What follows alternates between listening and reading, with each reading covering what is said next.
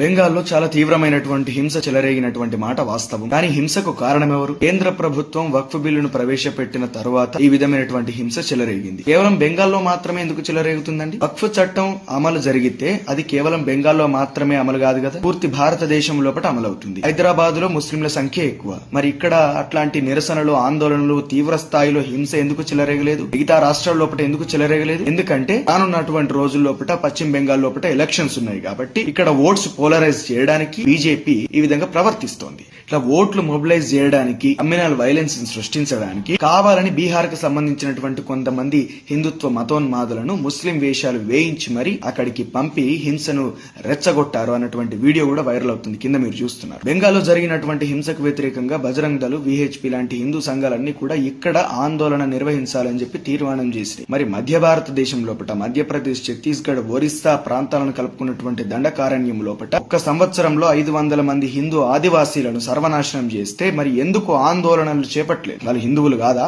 వాళ్ళ మీద జరిగింది హింస కాదా? మారణకాండ కాదా? వాళ్ళ ప్రాణాలు కోల్పోలే. 500 మంది ప్రాణాలు కోల్పోయినరు కదా, వాళ్ళందరూ హిందువులే కదా.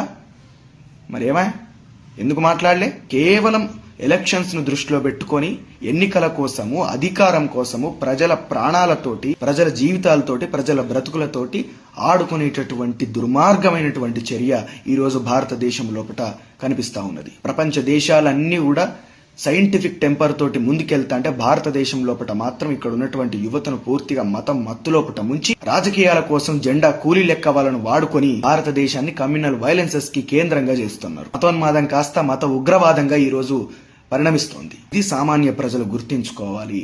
మతం మన మనసులో ఉంటుంది. దేవుడు మనకు నచ్చిన దేవుడు మన మనసులో ఉంటాడు. మొక్కుకుందాం, ఇంట్లో కూర్చుంటే పూజలు చేసుకుందాం. కానీ దాని మీద ఇట్లాంటి రాజకీయాలు చేస్తే మాత్రం నష్టపోయేది మనమే, మన పిల్లలే. వాళ్ళ పిల్లలు చూడండి, అమిత్ షా కొడుకేమో బీసీసీఐ చైర్మన్ పదవిలో కూర్చున్నాడు. 100 మంది బీజేపీ ఎంపీల కొడుకులు మళ్ళా ఎంపీలైనరు. ఇంకొంతమంది వ్యాపారాలు చూసుకుంటున్నారు. మన పిల్లల కాడికి వస్తే వీళ్ళ దగ్గర బానిసల లెక్క, జెండా కూలీ లెక్క ఉండి వాళ్ళ జీవితాలను నాశనం చేసుకుంటున్నారు.